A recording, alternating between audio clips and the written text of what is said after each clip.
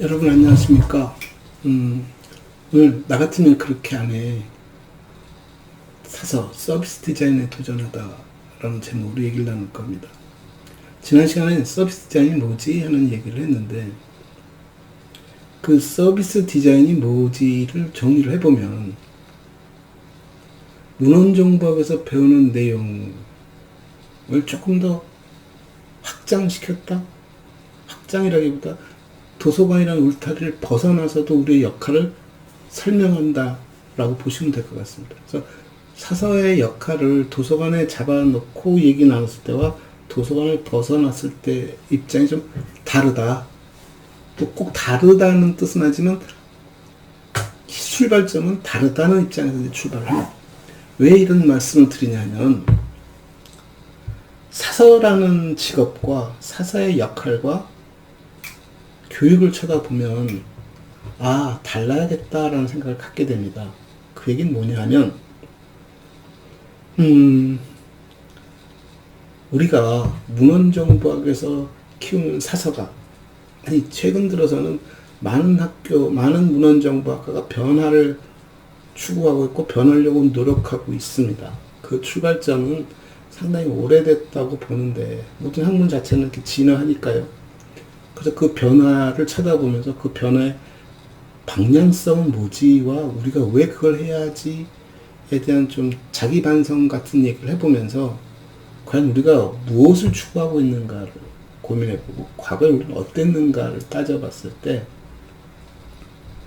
사서가 문헌정보에서 가르쳐서 내보낸 사서가 현장에 갔을 때 하는 일들을 보고 그 현장을 쳐다봤을 때 소위 도서관 현장을 말하는 겁니다. 현장을 쳐다봤을 때 좋게 얘기하면 참 제대로 키워서 내보낸다. 나쁘게 얘기하면 그래 맞춤형일 수도 있겠다. 그런데 이제 일부 시각은 특히 도서관 시각은 도서관이 이렇게 빨리 변하는데 너희들은 변한 것이 없네. 뭘 배우고 오니? 라는 불평도 한답니다. 어떤 기관에서 어떤 조직에서든 그런 불평이 나오면 무슨 의미를 갖냐면 현장은 지금 빠르게 변해가고 있는데 새로운 기술과 새로운 환경에 적응하기 위해서 빠르게 변해가고 있는데 그 곳에서 일해야 할 전문직들을 양성하고 있는 기관에서는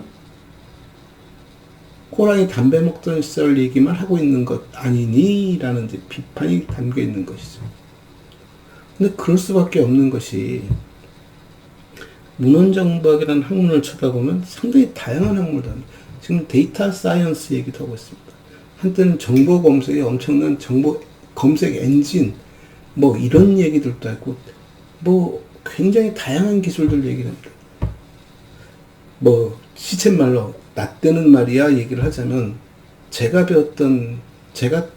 박사과정에서 배웠던 얘기는 검색에 대한 얘기를 배웠습니다. 키워드를 수출하는 법, 색인어를 만드는 법 이런 걸 배우고 왔죠. 근데 현장은 어떨까 보면 그 당시에는 그런 거 관심 없습니다. 도서관에서 검색을 어떻게 할까? 그렇게 어려운 일일까요? 그렇지 않습니다. 왜냐하면 도서관에서 키워드를 찾고 다 하지요. 근데 그 기술이 도서관이 자발적으로 자기들이 만드는 기법이니?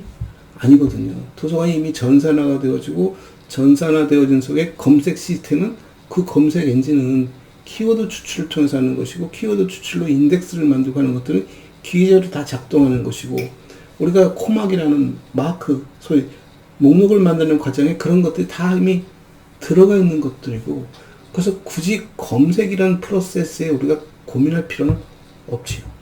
근데 우리가 검색에서 학교에서 고민했던 것들은 뭐냐면 검색의 효율성을 얘기한다든가 검색 키워드를 어떻게 추출하고 어떻게 그것을 검색 그 키워드로 만들어내느냐라든가. 근데 현장에서는 그런 것을 고민할 만큼 이용자의 교육을 시키는 일도 없고 이용자들은 그런 것을 애써 배우지 않아도 자연스럽게 키워드를 넣는 것을 인터넷을 통해서 이미 다 했기 때문에 도리어 현장은 어떠냐면 과거에는 분류가 중요하고 배열이 그렇게 중요했는데 지금도 여전히 중요합니다. 배열은. 왜냐하면 그곳에 자리를 제대로 잡아야 검색이 가능하니까.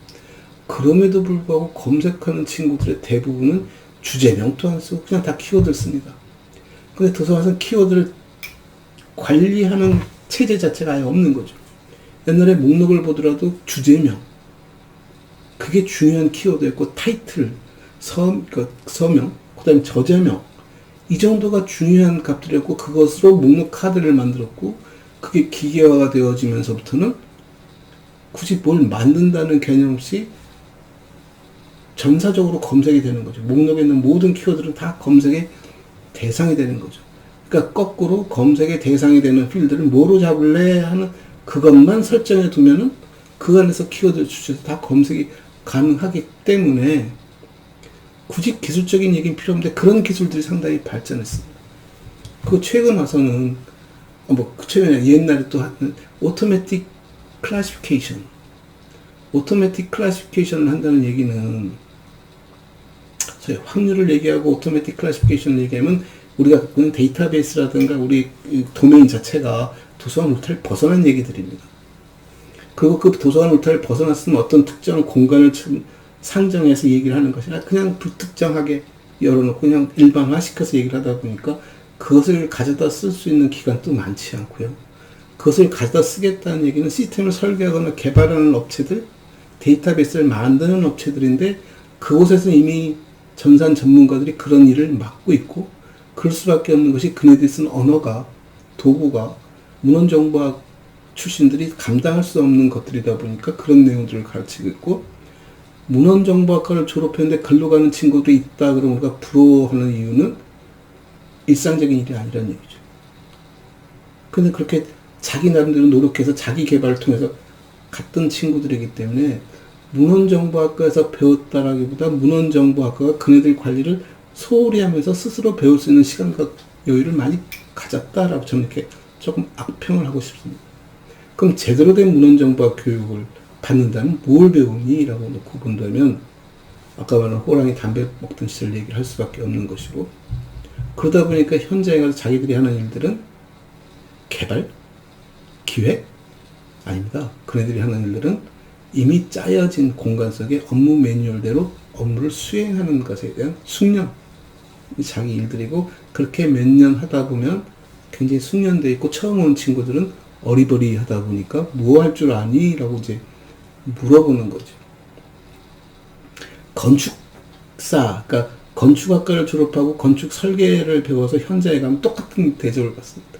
현장에서 쓰이는 용어들은, 그러니까 그 일하는 일꾼들이 하는 용어들은 하나도 못 알아듣는 일본식 말들이고, 현장에서 쓰여진 그 하나의 그 자본, 전문 용어들, 자기들끼리 어떤 속어들 쓰고 있다 보니까 이 현장 건축 기사가 할 일은 아무것도 가면 욕만 먹고 저렇게 어리버리하는 무슨 건축 일을 한다고 하지만, 건축 기사의 주 목적은 어떤 건물을 세우고 이용자가, 고객이 좋아하고 원하고 고객이 필요로 하는 건물을 어떻게 설계할까, 그 설계 과정에 공학적인 것을 고민하고 미적인 부분을 고민하고 예산을 고민하고, 그 다음에 프로세스는 뭐 루틴대로 진행하면 감독하면 되는 일들인데, 결국은 그 일을 해가는데 사서는 그런 누구를 지휘 감독하고 할 수 있는 여러 집단의 사람들이 같이 일을 하면서 자기 전문성을 드러내세우는 것이 아니라 사서들이 사는 공간에 사서들이 들어가서 일을 하는, 지금 사서만의 공간이 되는 것이고, 그렇지 않은 사람이 이 집단에 들어와도 별반 차별 없이 같이 일들을 하다 보니까 새로 들어오는 신입 사서만 그냥 어리버리하게 되는 거죠. 그냥 사서의 업무 자체가 아까 건축사처럼 뭔가를 만들어내고 지휘 감독해서 해라고 시키는 일이 아니라 그 시킴을 당하는 쪽에 일, 시켜준 사람 누구냐면 조직이고 업무 매뉴얼이라는 얘기죠. 그렇게 오랫동안 해왔던 것들을 그냥 진행하는 과정에 들어가는 것이죠. 그 새로운 사실과 새로운 기능이 생겼을 때는 내부적으로 그걸 설계하고 만들어서 우리 해보자 하고 펼쳐가는 것이 아니라 저기서 뚝 떠서 이런 일도 해봐. 이번에 예산이 왔으니까 무슨 기류에 입문하고 운영해봐. 이런 상황에서라면 도서관에 사설을 배출하는 문헌정보학과에서는 그닥 어려움 없이 진행할 수 있습니다. 크게 바뀌지도 않고, 바뀐다 하더라도 속에 숙련성을 키워갈 수 있는 거라면 그냥 기초적인 부분만 가지고 설명이 가능하지 않을까? 그런데 이 사설을 도서관 울타리 밖으로 딱 끄집어내면 문제가 달라집니다. 어서 시키는 일이라는 것이 내가 학교에서 배웠던 문헌정보학과에서 배웠던 도서관 관련된 일이 아니라 도서관 바뀌다 보니까 실은 자기가 갖고 있는 기술이라는 건 아무짝에 소용없어집니다. 재밌죠? 아이러니하죠? 자기가 배운 기술이 도서관에만 쓰는 기술이 아님을 뻔히 압니다. 가르치는 선생님들도 알고 학생도 압니다. 근데 우리는 무슨 얘기하냐면 그걸 도서관이라는 공간 안에서 펼칩니다. 분류표도 도서관 안에서 쓰이는 얘기하고 목록도 도서관 안에서 쓰이는 얘기를 합니다. 그걸 알면 나가서 쓰면 되잖아. 밖에서는 그런 목록을 쓰지도 않고 그런 분류를 쓰지도 않습니다. 분류도 하고 목록도 하겠지만 전혀 다른 분류를 하고 전혀 다른 목록을 합니다. 그 분류를 배우고 목록을 배웠으면 그 정도는 할 수 있지 않아? 못합니다. 제가 아마 이 내용을 누가 또 들으면 몹시 섭섭해하고 화를 낼지 모르겠지만 저한테 욕을 할지 모르지만 다시 한번 얘기하자면 꽤 오래전에 옛날 얘기죠. 사서선생들 몇 분이 모여서 책을 하나 만들었습니다. 서평집을. 여러 책들을 수합해서 이 책들의 서평을 써서 그 서평을 모은 서평집을 만들었고 그 서평집을 만든 사서선생님이 여러 분이 참여해서 서평을 썼습니다. 그리고 여기저기 이제 자기들 이런 책을 내놓으라고 돌렸고 제가 그 책에 대해 약간의 좀 나쁜 코멘트를 달았습니다. 사서가 만든 서평집은 좀 달라야지 않을까? 소위 나 같으면 그렇게 안 해. 왜 서평집이 사서가 만들었는데도 불구하고 왜 이렇게 쓰기가 불편하지? 서평에 대한 정보를 접근하려면 최소 이용자가 어떤 서평이 실렸는지, 어떤 책이 있는지, 어떤 저자가 있는지, 서평은 누가 썼는지, 왜 썼는지, 어떤 의미가 있는지, 주제는 어떻게 나눠졌는지 이런 것들에 대한 접근성이 보장되어야 하는데 그렇지 않다는 겁니다. 서평, 소위 문학적 소양을 갖고 서평을 썼다는 것에 의의를 두었지만 제가 볼 땐 그건 아닌 것 같습니다. 제가 이 얘기를 드리는 건 최근에 또 하나의 서평집을 제가 봤습니다. 출판사에서 나온 서평집인데 그 서평집은 사서가 안 만들었음에도 불구하고 사서 시각에서 봐도 참 잘 만들어진 서평집이구나 하는 생각이 들었습니다. 사서의 역할은 서평을 잘 쓰는 것이 아니라 서평을 잘 쓸 만한 사람, 그 대상이 되는 책에 대해서 잘 이해할 만한 사람을 데려다가 서평을 쓰게끔 하고 그런 서평들을 모아서 서평집을 만드는 행위가 되는 것이고 서평집을 만들 땐 내가 모은 서평들이 갖고 있는 자원, 지식 자원의 가치가 드러날 수 있는 색인 작업을 한다든가 목차 작업을 한다든가 다른 메타데이터를 제공해주는 일들에 심혈을 기울여야 하는데 본인들은 서평 쓰는 일에 초점을 맞췄다고 한다면 이건 역할이 반대고 바뀌었다는 얘기를 하는 것이죠. 그래서 진짜 필요한 건 뭐니? 그랬을 때 학생들한테도 가끔 그런 얘기를 너 분류할 줄 아니? 분류표를 보고 이 책은 무슨 분류다라고 분류번호가 몇 번이다라고 말을 할 수 있는데 거꾸로 여기 2000권의 책이 모였는데 이 2000권 한번 분류해봐. DDC가 아닌 아무 분류표 없이 네가 알아서 2000권 한번 나눠봐. 책 그래버리니까 또 DDC가 연상되고 그럼 그러지 말고 마트에 가서 한 이 라인에 있는 한 아일에 있는 물건을 몽땅 꺼내고 이걸 한번 분류를 해봐봐. 마트도 분류를 하고 있거든요. 식품류, 그러니까 농수산품, 농산품, 수산품, 공산품, 주류, 별게 다 있죠. 의류. 그것도 분류거든요. 그렇게 계층 구조화 시켰을 때 사람들은 자기가 필요한 물건을 찾으러 갑니다. 물건을 찾을 때 그 물건만 보는 게 아니라 주변을 찾아보죠. 마트는 장사 속에 있기 때문에 물건을 많이 파는 것이고 물건을 많이 팔기 위해서 이것을 어떻게 구조화시키느냐 또 다른 목적이 있는 거죠. 분류는 목적적이고 소장하고 있는 자원들의 특성에 따라서 다 달라질 수 있고 그 공간을 이용하는 이용자에 따라서 또 달라질 수 있는 것들임에도 불구하고 우리는 그런 다양한 분류에 대한 개념에 대한 이해 없이 분류표에만 연연하고 있다는 거죠. 문학 프로그램도 기리의 인문학 등등 몇 개 주어지고 이미 주어진 스케줄에 의해서 강사 섭외하는 일들이 자기 일이었는데 진짜 중요한 것은 그런 프로그램을 기획하는 작업. 이번에 10개 프로그램 운영해봐 그러면 10개 어떤 주제를 안배해서 프로그램을 운영할까? 그 관련된 사람은 누가 있을까? 어떤 고객들이 이걸 들을까? 그네들은 어떤 식으로 홍보를 할까? 없죠. 이런 것들이 소위 어떤 공간, 어떤 상황, 어떤 시설, 어떤 집단에 대한 지식 서비스를 기획하고 설계하는 일을 아무도 할 줄 모른다는 겁니다. 근데 도서관 밖에서는 그걸 해야 합니다. 도서관 안에서는 아직까지는 필요 없을 수 있습니다. 왜? 이미 잘 정돈되고 5,000년 동안 잘 갈고 닦아서 만들어진 매뉴얼이 있기 때문에 그렇게 수행만 하면 됩니다. 그걸 잘 수행할 수 있는 사람, 쉽게 얘기하면 시간을 투자해서 그 일에 몰입할 수 있는 사람만 있으면 운영이 됩니다. 그러나 도서관 밖에서는 그렇게 말 잘 듣는 사람이 필요한 것이 아니라 그 공간을 자기가 살려내야 하는 것이고 그 행위를 살려내야 하는 것이고 그 집단을 제가 살려내야 합니다. 무엇으로? 지식 서비스로 살려내야 한다. 왜? 대부분의 일들은 저 책 단말에 가는 사람들은 실제 몸으로 움직이거나 행위를 하는 사람들이지만 기획한 사람은 그 구조를, 그 프로세스를 만들고 그 업무의 과정을 만들어서 이익을 추구하거나 어떤 효과를 발휘하게끔 그리고 예산을 적절하게 안배해서 쓸 수 있는 그런 안목을 가진 사람이 필요하고 그것은 무에서 유를 창조하는 일인데 문정과 아이들이 그 일을 할 수 있느냐?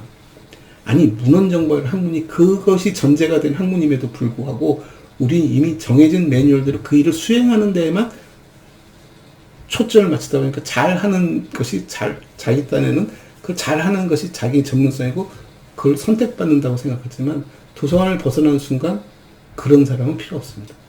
자기가 직접 분류도 할 줄 알아야 하고 목록도 만들어야 하고 문서도 새로 기록도 새로 개발해야 하는 것이고 조직도 설계하는 것이고 프로그램도 개발하고 기획하고 홍보도 하고 이런 모든 일들의 전체를 쳐다보는 그게 요즘 21세기에 말하는 디자인 싱킹에 대한 얘기이고 디자인을 개념적으로 접근해서 새로운 디자인을 설계하자는 얘기고 그 중에 하나가 서비스 디자인에 대한 서비스 디자인은 인터페이스에 대한 얘기고 이용자와의 관계 속에서 나오는 것이 결국 모든 것이 이용자 중심의 서비스를 어떻게 개발하느냐 문헌정보학은 거기에 지식 서비스라는 큰 틀, 오랜 역사 속에 가지고 있는 지식 서비스라는 개념을 지고 있고 그것에 익숙한 사람들임에도 불구하고 주어진 행위와 매뉴얼에 익숙하다 보니까 새로운 매뉴얼을 만드는 것조차도 못합니다. 볼펜을 한 자로 딱 주고 이 볼펜을 사용하는 사용법을 한번 써봐 해도 못 씁니다. 그러니 서평집을 만들어 봐 해도 마찬가지고 학생들에게 제가 독립출판을 한번 시킨 적이 있는데 이 친구들이 독립출판을 하면 여전히 컨텐츠에 목숨을 겁니다. 중요하죠. 근데 컨텐츠는 내가 쓰는 게 아니거든요. 이 컨텐츠에 목숨을 걸려면 이런 이 적절한 컨텐츠를 누가 써줄 수 있을까와 그 사람이 썼을 때 어떤 글을 요구할 수 있을까 이런 것들을 고민하고 그런 것들이 체제가 책이라는 우리가 말하는 책이라는 체제를 어떻게 구성해야 의미 있는 지식 자원으로서 탄생할 수 있을까 이 고민을 해야 하는데 그 흔하게 책에 있는 소위 출판 사항조차도 표시를 못하고 있다는 거죠. 배우지 않습니까? 타이틀 페이지도 있고 타이틀 페이지 이면도 있고 거기에 출판 사항 소위 저작권 정보를 다 넣고 하는 것을 뻔히 봤는데도 불구하고 자기가 만드는 책에는 그 내용이 빠져있는 그러니까 왜 이 책이 그렇게 구성돼야 하지에 대한 원인에 대한 고민은 안 하고 책에서 정보를 찾을 때 여기 저작권 페이지에 보면 저작권이 몇 년도에 만들어졌고 누가 저작권을 갖고 있고 어느 출판사권 그런 정보를 캐치해서 쓰는 일은 잘하는데 자기가 그것을 새롭게 만드는 작업조차는 못하고 있더라.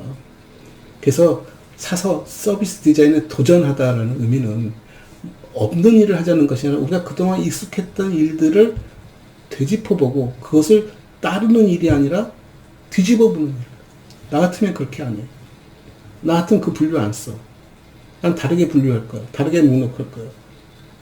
그때 어떻게 할 건데 그때 이용자 중심의 시각으로 새롭게 설계할 수 왜? 기술을 알고 있지 않습니까? 우리가 알고 있는 그 기술들을 기법들을 잘 활용하면 무에서 유를 만들 수 있는데 그것을 시키는 대로 일을 하고 시키는 이 공간에서는 잘할지 몰라도 그렇지 않은 허허벌판에 가면 아무 짓도 못한다는 거죠. 답답하죠. 그래서 가끔 학생들한테 뭘 얘기를 하면 이 친구들 대답에 걸작입니다. 안 해봤습니다. 모릅니다. 그렇게 설명해 주면 아, 그거 들어봤습니다. 아, 그거 제가 얘기 압니다. 아는데 못 써먹는 이유는 무엇을 어디에 어떻게 써먹는지를 모르는 거죠. 왜? 내가 알고 있는 지식은 그 틀 속에서 진행하는 대로 했기 때문에 그것은 익숙한데 요 다른 환경에 가면 요 기술이 요 방법이 거기서 어떻게 쓰여지는지 왜 필요한지에 대한 이해를 못 가졌다는 거죠. 그만큼 경험도 부족하고 무엇을 만드는 창조하는 작업이 아주 취약하다.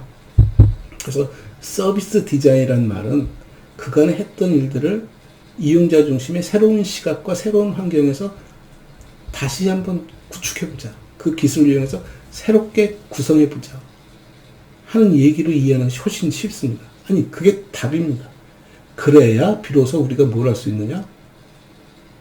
새로운 것을 만들어낼 수 있습니다. 외부에서 보면 새로운 것을 만들었지만 우리가 쳐다보면 늘 하던 일을 하던 것이죠. 다만 시키는 대로 주어진 공간에서 일을 하는 것이 아니라 무에서 전혀 새로운 환경과 공간에서 내가 갖고 있는 기술을 이용해서 새롭게 창조해 나가는 일이 서비스 디자인이라고 생각하기 때문에 서비스 디자인에 도전하다 안 해봤기 때문에 해보자 것이고 해보면 새로운 가치를 만들 수 있다. 그게 제가 여러분에게 해주고 싶은 얘기고 사사가 바뀌었으면 하는 바람이고 사사가 바뀐다고 완전히 다른 인물이 되라는 것이 아니라 사소의 일들을 주어진 환경 속에 익숙하다고 하는 그런 뭐랄까 약간 보수적이고 그냥 성실한 일꾼이 아니라 조금 개혁적이고 선제적이고 좀 창조하는 그런 일들로 했으면 좋겠다는 것이 사서 서비스 디자인에 도전하다입니다. 감사합니다.